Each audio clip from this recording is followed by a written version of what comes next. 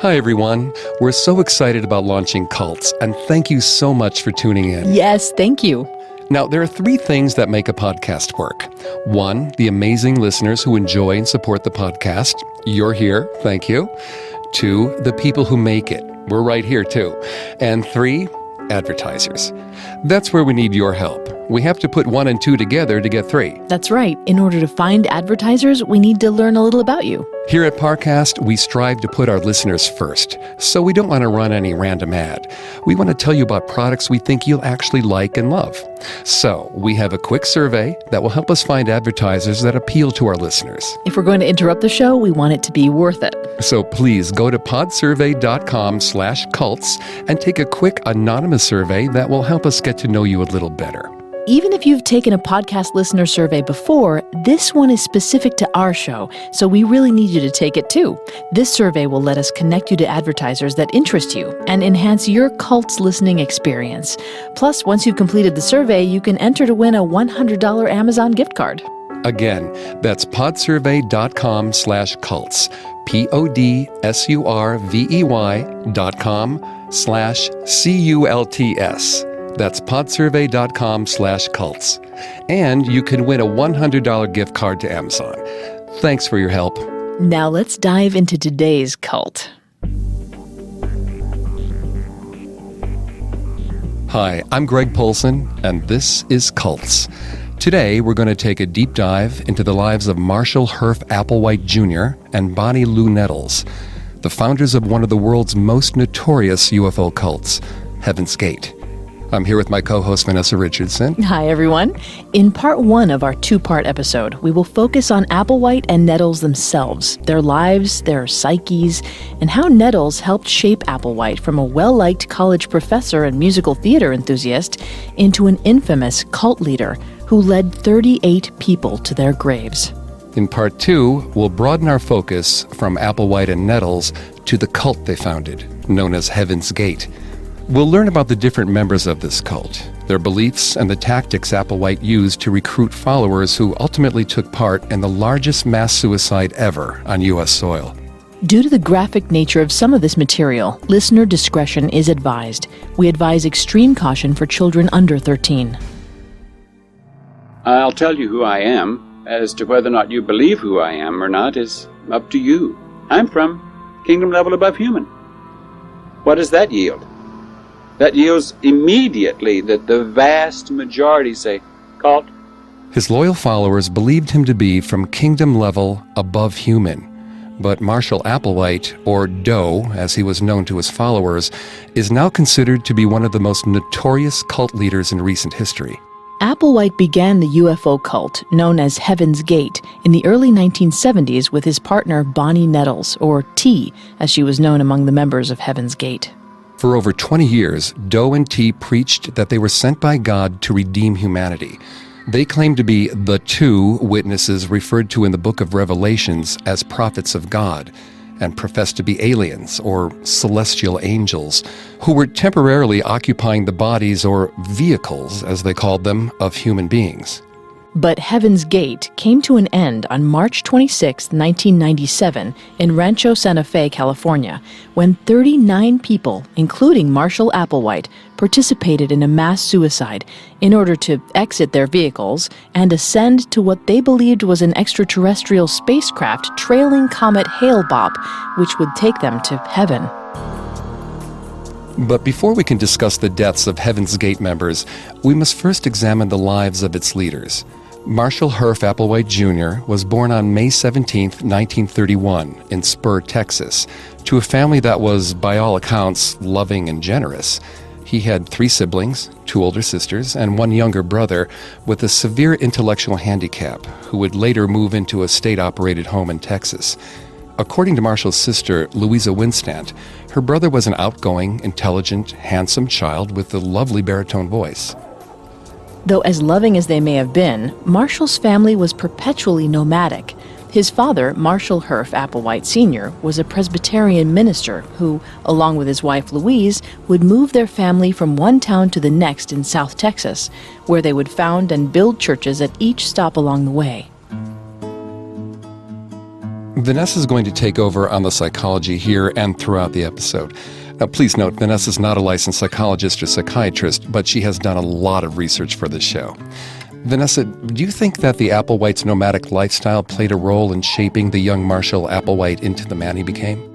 Great question, Greg. Children from nomadic families may often find it difficult to adjust to a stable life as they get older. All they know is instability, in a sense, without a place they can truly call home. In classical psychoanalytic terms, Freud posited that people unconsciously seek out the infantile comfort of childhood in adulthood. And when we get to Marshall Applewhite's adult life, we'll see how he seems to constantly seek out another journey or mission, as if perpetually in search of some greater purpose. Applewhite's need to be on the move is likely rooted in the instability of his family's nomadic lifestyle. Geographically unstable, sure. But the young Marshall found answers and stability in his Presbyterian faith. He was deeply religious as a child. In the early 1950s, the elder Marshall Applewhite helped Floyd Chapman, president of Corpus Christi Electric Company, build the Parkway Presbyterian Church and stayed on as minister for the first year. Chapman remembers Applewhite Sr. as a good organizer who, quote, built our church up to a couple hundred members pretty quick, end quote. He smiled a lot and gave those he interacted with a warm feeling. Sounds like Marshall Jr. took after his father in that regard. His sister, Louisa Winstand, described her brother as, quote, a man with so much charisma, he could convince others of almost anything. And that he certainly managed to do. After graduating from Corpus Christi High School in 1948, the younger Marshall sought to follow in his father's footsteps and enrolled in Austin College with his own dreams of becoming a minister. He was a philosophy major and an active member of several student organizations on campus. His freshman year roommate and classmate, John Alexander, remembers his friend Marshall, or Herf, as he was known back then, as having a magnetic personality, which he put to positive uses. As leader of the a cappella choir, the Judiciary Council, and the Campus Association of Prospective Presbyterian Ministers. Marshall also became entranced with one professor in particular, Glenn Maxwell, whom he would list as a reference on his resume over 20 years later. Maxwell first introduced Applewhite to the works of Plato, Aristotle, and John Locke, and according to John Alexander, Maxwell taught his students, quote, to ask the right kind of questions, to not go along with the crowd, end quote. After graduating in 1952, Applewhite met his soon-to-be wife, Ann Pierce, and enrolled in Union Presbyterian Seminary of Virginia in Richmond to study theology, still with dreams of one day becoming a minister. But those dreams were soon competing with Applewhite's lifelong love of music. A talented baritone singer, Applewhite relished in the sounds of Handel, Brahms, and old African-American spirituals. And before the end of his first semester in seminary, he dropped out and moved with Anne to Gastonia, North Carolina, where he took a position as the music director at the First Presbyterian Church. Anne and Marshall spent 2 years in North Carolina and had 2 children, but were forced to leave the city when Marshall was drafted by the U.S. military in 1954. They spent the next 2 years in Salzburg, Austria, and then White Sands, New Mexico, where Marshall served as an instructor in the Army Signal Corps. Applewhite received an honorable discharge in 1956 and enrolled in the University of Colorado, where he received a master's degree in music with a focus on musical theater. He played the leads in South Pacific and Oklahoma at the university. Charles Byers, a former professor who was close with Applewhite during his days at the University of Colorado, described him as happy-go-lucky and someone who was popular with students. After chasing down a number of degrees from various institutions of higher learning, Applewhite still wasn't prepared to simply hang up his hat and settle down somewhere with his family. Just as he was raised, Marshall continued to chase, search, and move to find an opportunity that could be rewarding for him. He spent the next 2 decades in various states and jobs that were all in some way or another connected to his love of music. After graduating from the University of Colorado, Marshall moved with his family to New York City to pursue a career as a professional singer. According to a New York Times profile of Marshall Applewhite and Bonnie Nettles, quote, Mr. Applewhite's voice was a bright, big baritone, and his diction was flawless. He sang opera, but with acting skills, good looks, and a comic's timing, he was probably a better fit for the stage. He tried to catch on in New York in parts of 1960 and 1961, but getting a start in show business proved hard, and he was already a family man with a family's bills to pay, end quote. According to his sister, Applewhite was deeply devoted to his children during this time. She recalls, on one occasion, he found a tree on the side of the road, loaded it into his Volkswagen, and brought it into his family's home. He painted it white and hung turquoise decorations on it. Quote, "It wasn't a Christmas tree," she recalls, "just a fun tree for the kids when they were little," end quote. And in need of supporting his family, teaching had already proven to be a more stable source of income for Marshall Applewhite. He took up a position as a professor of music at the University of Alabama. However, his tenure there didn't last long. He lost his position at the university for a reason that came as quite a shock to his family and friends. Marshall Applewhite had been pursuing a sexual relationship with one of his male students. The paper says Applewhite was a music professor at Houston's University of St. Thomas, but got fired for having an affair with a male student.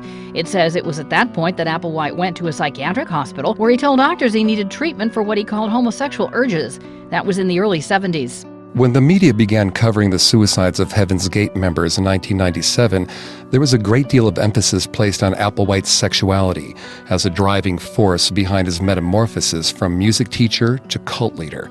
At the time, the New York Post dubbed him the gay guru. Many have surmised that Applewhite was vexed by his bisexuality to the point of a sexual identity crisis. His natural desires were certainly at odds with the teachings of his religious upbringing, and he was likely going through an internal conflict to rationalize who he was with what he believed. Robert Balch, a University of Montana sociologist who infiltrated Applewhite's cult for 2 months in 1975, believes that Applewhite felt guilty about his homosexuality, but was also deeply conflicted about it. Quote, "At one moment, he could argue that homosexuality represents a higher form of consciousness, yet at another, he could be very sensitive about his straight reputation," end quote. Balch also reported that members of the group had to abide by a strict no sex, no human-level relationships, no socializing rule. James Lewis, a professor at the Institute for the Study of American Religion, who studied Applewhite and Nettles' group for over 2 decades, said Applewhite, quote, was so alienated from his homosexuality that he was teaching people not to have sex. He would put people of opposite sexes together and force them to learn to become neutral, non-sexual, end quote. The ability to overcome earthly desires, including sex of any kind, was a core teaching that Applewhite promised his followers they could achieve in their pursuit of the next level above humanity. After the suicides, it was discovered that at least 7 men in Heaven's Gate, including Applewhite himself, had been medically castrated as a show of their permanent commitment to celibacy. Now that is dedication. According to gay rights activist Troy Perry, it was Applewhite's repression and society's rejection of same-sex relationships that ultimately led to his suicide. Though this idea has failed to gain support among academics who argue that, while not the primary driving force, sexuality may have been one of a variety of factors behind Applewhite's asceticism.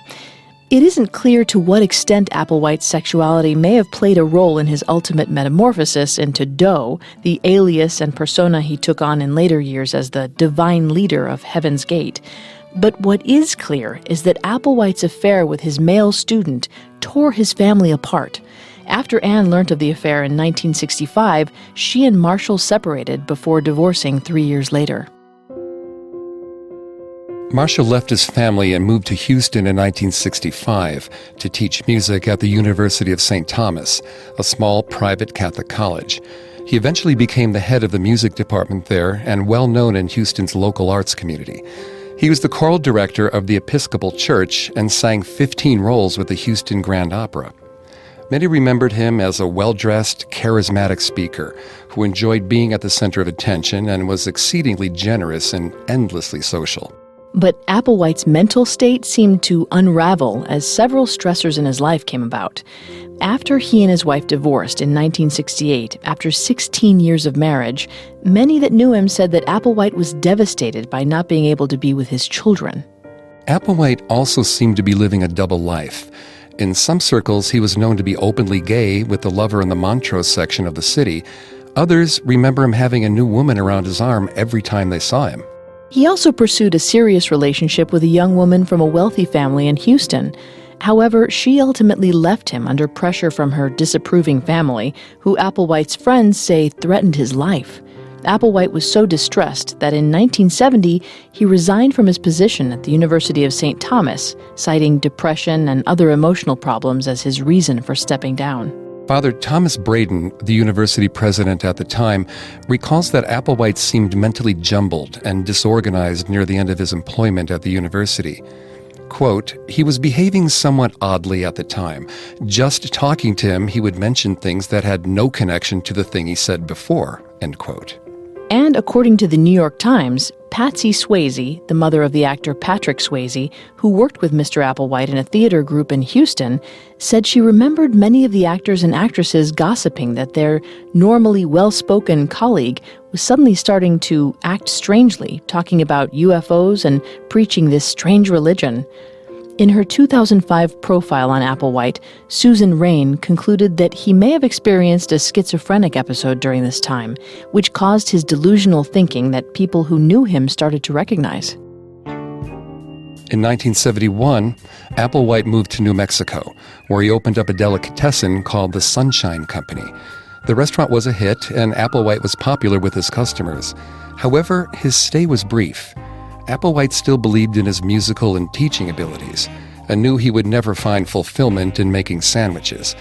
So, the naturally nomadic Marshall Applewhite decided to move back to Texas later that year. It was around this time that Applewhite's father died, which took a severe emotional toll and sent him even deeper into a depressive spiral. Unable to work due to these issues, Applewhite had gone broke. His mounting debt forced him to borrow money from friends who worried about the state of Marshall's mental health and the life meltdown he seemed to be going through. But everything changed for Marshall Applewhite when he met his partner in crime, Bonnie Nettles, with whom he began Heaven's Gate.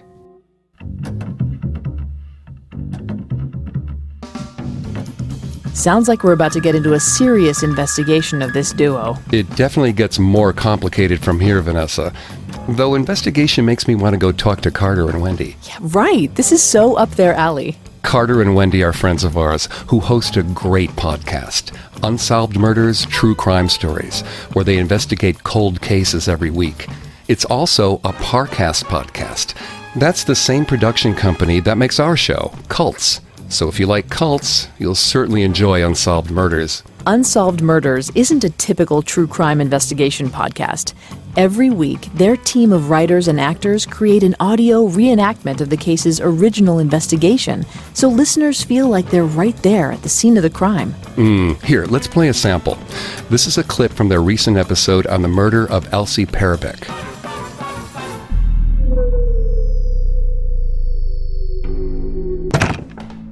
Thanks for seeing me, Frank. Do you have any news on Elsie? Well, that's why I'm here. I'd like to have another look at those letters. You can't. I know they're upsetting, but those letters may contain a clue that helps us find your daughter. I burned the letters. You what? When my neighbor told me what was in those letters, I couldn't bear it. I had to get rid of them. Did Frank burn the letters due to some ulterior motive? No, police didn't think so. But they were also never able to definitively locate the letter writer. Want to hear more? You can find Unsolved Murders, True Crime Stories wherever you're listening to Cults. Apple Podcasts, TuneIn, SoundCloud, Spotify, Google Play, or Parcast.com. Now, when we talk to Carter and Wendy, we'll also have to tell them about Hunt a Killer. Ooh, they would love that. Sifting through crime scene photos, witness testimony, and detective notes, all while trying to catch a serial killer. Hunt a Killer would be a great gift for both of them. Oh, definitely. Or for anyone who loves true crime. Hunt a Killer is a murder mystery subscription box that sends you clues, correspondence, and tools that tell a story about a fictional crime. And your job is to solve the mystery. You can investigate by yourself or join online with over 40,000 other armchair detectives such as yourself. So it isn't completely antisocial. Well, not unless you want it to be. Best of all, to help support our show, Hunt a Killer is offering a 10% discount for our listeners. Just go to www.huntakiller.com and use the code CULTS to get 10% off. That's code CULTS, spelled CULTS, for 10% off.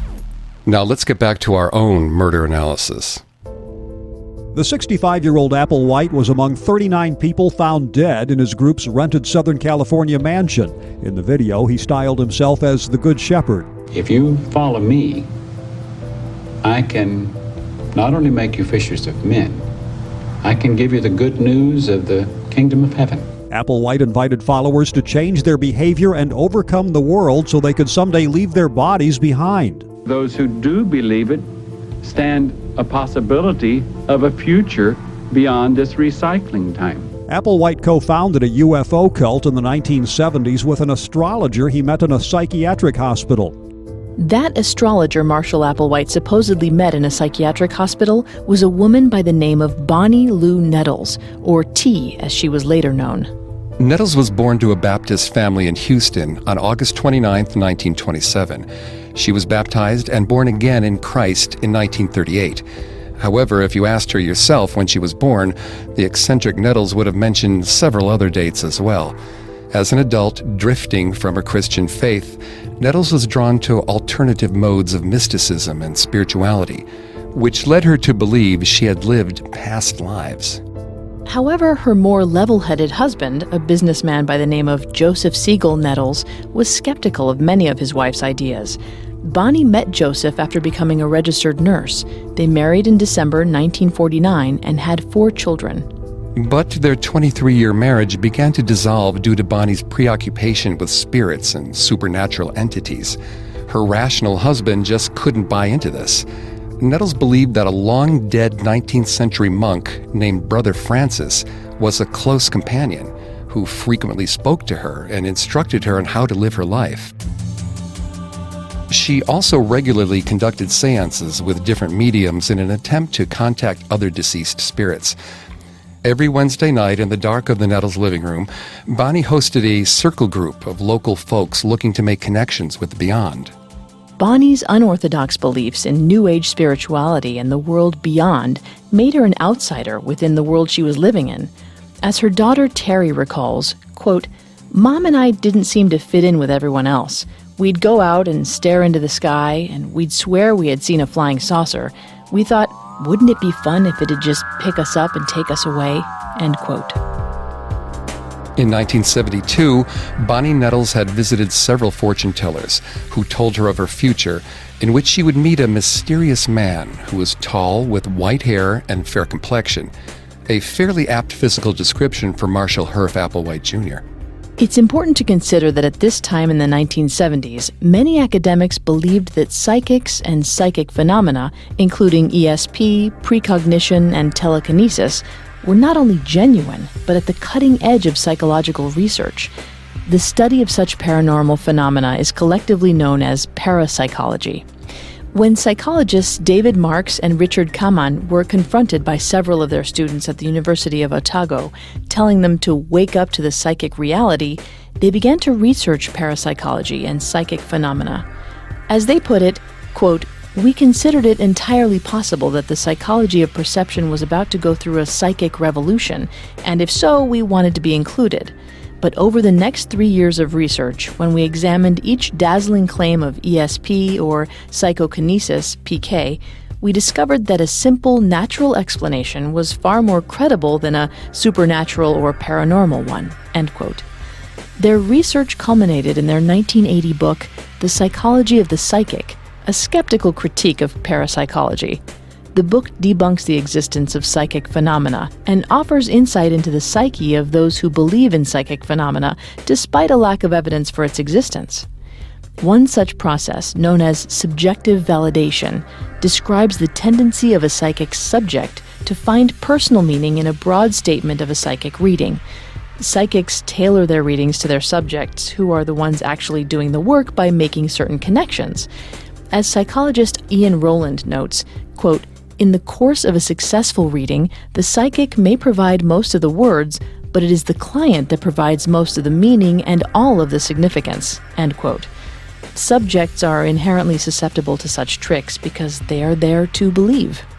So while her run-in with Marshall Applewhite was likely nothing more than sheer coincidence, The fact that Bonnie Nettles was told by supposed fortune tellers that she would meet someone who looked like Applewhite in her mind made their first encounter nothing short of the fulfillment of divine prophecy. Though not everyone was celebrating this meeting of minds, in an interview with ABC News following the suicides of Heaven's Gate members in 1997, Louisa Winstant, Applewhite's older sister, says on the verge of tears with a quiver in her voice that her brother was, quote, a wonderful person at one time, end quote. But it was meeting Bonnie Nettles that his sister says completely changed him from a normal person to what he became. Bonnie Nettles and Marshall Applewhite met in March 1972, though the circumstances surrounding this meeting still remain unclear. According to the writings of Applewhite, he was visiting a friend who was hospitalized in a psychiatric facility when Bonnie Nettles entered the room. They immediately locked eyes in a shared recognition of esoteric secrets. Although we know that Applewhite's writings were prone to hyperbole and stretched ordinary events into miraculous circumstances of profound fate. Another theory is that they did meet in a psychiatric hospital, but it was Applewhite himself who was the patient. In the 2003 book, Heaven's Gate, Implications for the Study of Commitment to New Religions, Robert Balch and David Taylor speculate, based on the claims of close friends of Marshall Applewhite, that the real reason he left his position at the University of St. Thomas, which, if you recall, he cited emotional problems, was the result of another affair with a male student. After his resignation, friends say Applewhite checked himself into a psychiatric hospital, seeking treatment for homosexual urges, and it was Bonnie Nettles who treated him. It's also possible that they didn't meet in a hospital at all. According to Bonnie's daughter Terry, Bonnie and Marshall met in the theater of a drama school in Houston, where Applewhite was teaching and Bonnie's son was a student. Bonnie's son, Joe Nettles, corroborated this story. However, personally, I'm partial to the version of the story that comes from Applewhite's older sister. According to Louisa, Applewhite had been going through some severe health issues following the death of their father in 1971. While having an operation performed for heart blockage, Marshall Applewhite had a near-death experience. After the operation, one of his nurses, Bonnie Nettles, told him that God kept him alive because he had a purpose, and she knew exactly what that purpose was. Okay, now hold on, Vanessa. Can you explain to our listeners what a near-death experience actually is, and why they might be relevant to the kind of change seen in Applewhite's behavior? Of course. A near-death experience, or just NDE for short, is a subjective phenomena that, according to neuroscience research, is the result of disturbed bodily multisensory integration during a life-threatening experience. NDEs only occur during a situation that could result in the death of its subject, such as an urgent medical procedure, and encompasses a variety of sensations. One of the most common of such sensations is a feeling of levitation and the detachment from one's body, as if one's soul has ascended above their physical framework. Other common NDE sensations include feelings of warmth, serenity, security, absolute disillusion, and the presence of a strong, shining light. Like the bright light one supposedly sees the moment that they die? I always thought that was just in the movies. Well, in all likelihood, that was a trope that came about as the result of a near-death experience someone once had, which is also part of what's so fascinating about near-death experiences. They're often transcendental, spiritually enlightening experiences, and some people have even claimed to have visited or seen the afterlife during their NDE. NDEs are known to permanently change one's personality and outlook on life. Psychology professor Kenneth Ring identified a consistent set of value and belief changes in people who have had a near-death experience. Among these changes are a higher sense of self-worth, a greater appreciation for life, more compassion for others, less concern for acquiring material wealth, a heightened sense of purpose and self-understanding, elevated spirituality, desire to learn, greater ecological sensitivity and planetary concern, and a feeling of being more intuitive. Some people also describe a feeling that their brain has been altered to encompass more, and feeling that one is now using the whole brain rather than a small part.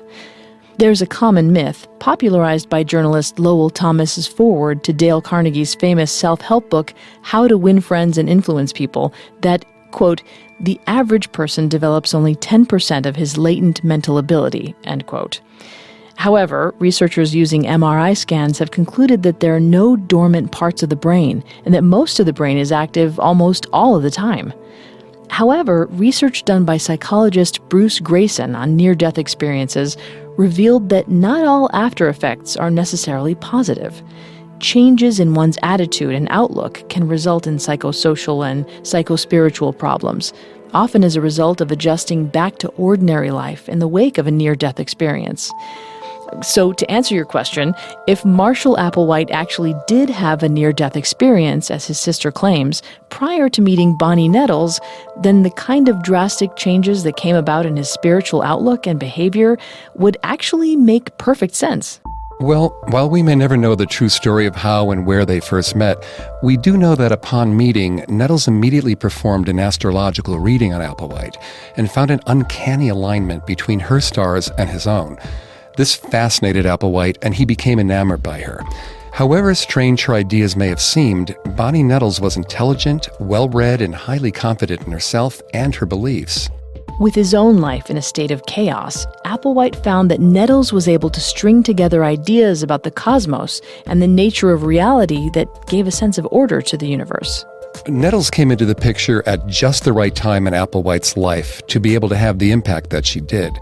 In the midst of a life crisis, Applewhite had just begun to search new places for the answers to the spiritual questions he once turned to traditional Christian doctrine for. He studied astrology and the teachings of mystics. He took lone retreats into the desert and consumed the literary science fiction of Robert A. Heinlein and Arthur C. Clarke. According to his friend Hayes Parker, Applewhite had come to believe that UFOs were the objects people had once taken to be angels. He also claimed to have had several visions, including one in which he was told that he was to play a role in life similar to that of Jesus. And Nettles seemed to feed into this delusion. She told Applewhite that their meeting was foretold to her by extraterrestrials, persuading him that he had a divine assignment to undertake. Applewhite and Nettles became extremely close almost instantly, and Applewhite concluded that he had known her for a long time in past lives before. Vanessa, from a psychological perspective, what exactly do you think was happening with these two? Well, great question, Greg. As I mentioned earlier, Susan Rain believed that Applewhite had a schizophrenic episode around this time and writes that Nettles, quote, was responsible for reinforcing his emerging delusional beliefs, end quote. I think this is best illustrated in the following passage from the New York Times profile on Nettles and Applewhite. Quote, an overpowering notion about heavenly connections had entered his head, perhaps caused by stress or some genetic chemical time bomb or a combination of both. In this frame of mind, many psychiatrists say Mr. Applewhite was vulnerable to paranoid disorders. Sometimes a person who cannot handle reality makes up a new one, restoring self-esteem with the vainglorious idea of being God's special deputy. Persuading others can then be an important part of sustaining the fantasy, end quote. Basically, because Nettles was already susceptible to the sorts of eccentric beliefs that Applewhite was spouting, and thought that their meeting was the fulfillment of a prophecy foretold to her by mediums and fortune-tellers, Nettles was more than willing to buy into his divinations, especially because they put her on a pedestal. And by buying into Applewhite's bizarre ideas, she gave them legitimacy in his mind and fueled his delusion. However, psychiatrist Robert J. Lifton has speculated that Nettles' influence may have actually helped Applewhite in preventing further psychological deterioration. Pretty soon, Nettles and Applewhite moved in together. Despite their cohabitation, their relationship was never sexual in nature. And that was a big deal for Applewhite, who for so long had been struggling with his own sexuality. It seemed to bring him nothing but grief, and this was his way to escape all that. Cohabiting with Nettles fulfilled Applewhite's longtime desire for an intimate and loving relationship that could remain platonic. Nevertheless, when Bonnie's husband Joseph learned of her relationship with Applewhite, he immediately filed for divorce. Instead of trying to repair the damage for the sake of her children, Bonnie chose Applewhite and lost custody over her 4 children. Applewhite and Nettles saw themselves as soulmates. All they felt they needed was each other. And, of course, a way to make a living. So Marshall Applewhite and Bonnie Nettles embarked on several business ventures together that allowed them to spread their teachings. They opened a bookstore together in Houston called the Christian Arts Center, which carried books on a variety of spiritual subjects and sources. They also started a venture called No Place, that's K-N-O-W, place, through which they taught classes on mysticism and theosophy. Theosophy, for our listeners who may not be familiar with the term, is a broad category for a collection of mystical and occultist philosophies concerning the presumed mysteries of life, the nature of reality and divinity, and the origin and purpose of the universe. Theosophy is a product of Western esotericism, a school of thought that was born in the 17th century as a pre-Enlightenment rejection of mainstream Christianity. Esotericism offers alternative presuppositions about the nature of reality that are not accepted by mainstream religion or Enlightenment rationalism. Movements such as Kabbalah, a school of ancient Jewish mysticism, or Hermeticism, an ancient Greek philosophy based on the writings of Hermes, are considered to be esoteric. But to many, esotericism is synonymous with occultist, and so they disregard these traditions as magic or superstition. But esotericists posit that there is a hidden wisdom from the ancient past that can offer mankind a path to salvation and enlightenment. And that was the path which Bonnie Nettles and Marshall Applewhite decided to travel. Their local businesses weren't enough to fulfill their divine destiny, so they closed them all down. And on New Year's Day, 1973, Nettles and Applewhite resolved to voyage throughout the country to spread their gospel. She was to be the sage, and he the speaker. Before their departure, Marshall Applewhite drove up to Dallas to see his sister Louisa. He told her that he would no longer see or contact members of their family anymore. Louisa was shocked and said, "What's the matter with you? That's not the real you." His departing response was, "You just don't know the real me."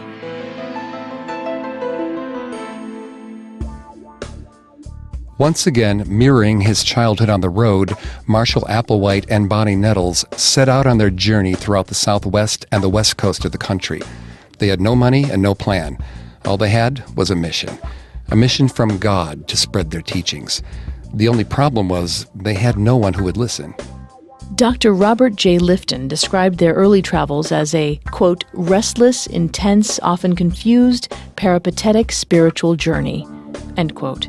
To fund their travels, Nettles and Applewhite had to resort to selling their blood and working odd jobs. Much of the time, they either camped out and subsisted on bread rolls alone, or they would find lodging in eateries and just skip town without ever paying the bill.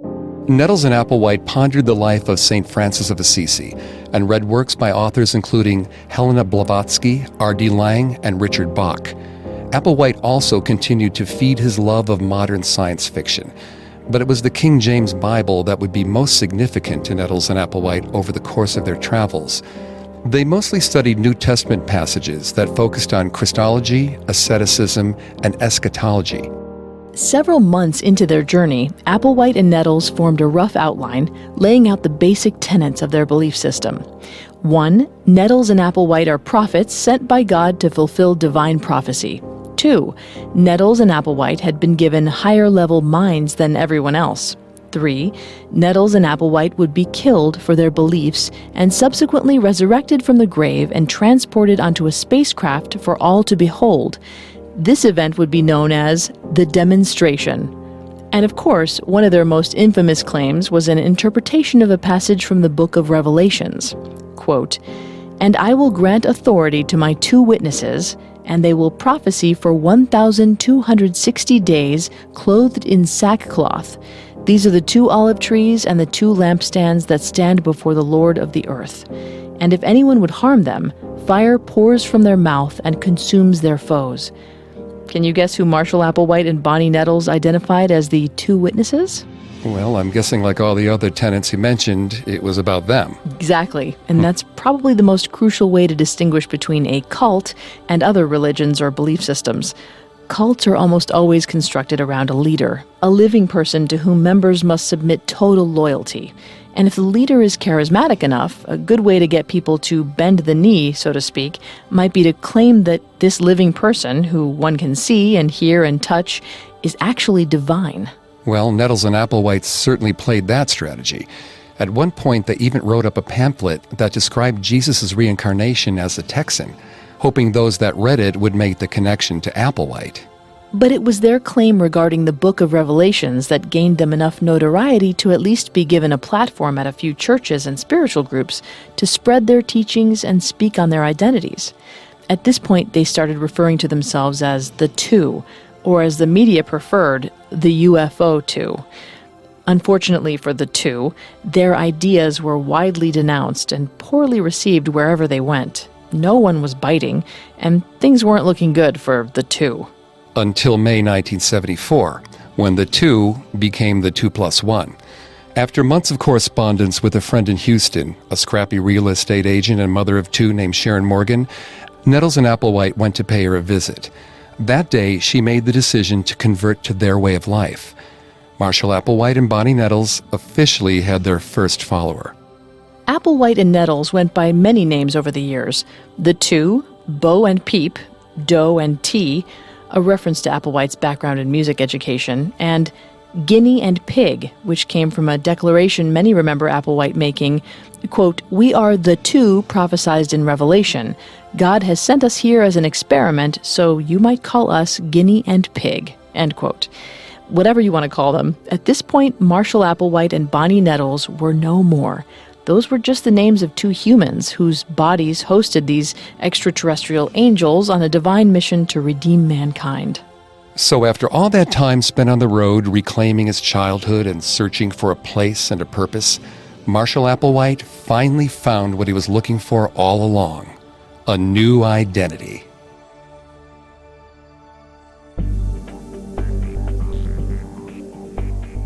Next week, we'll discuss the rest of Doe and T's journey and examine how they were able to generate a loyal following and the methods of persuasion they used to do so.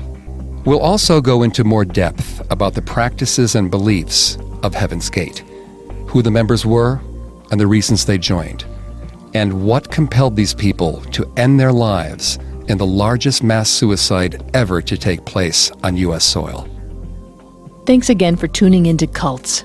If you want to listen to any previous episodes of Cults, you can find them on Apple Podcasts, TuneIn, Google Play, SoundCloud, Stitcher, and Spotify, or on our website, parcast.com, spelled Parcast.com. If you like what you hear, please leave a 5-star review or tell us what you think on social media. We're on Facebook and Instagram as @Parcast and Twitter @Parcast Network. It seems simple, but it really helps our show.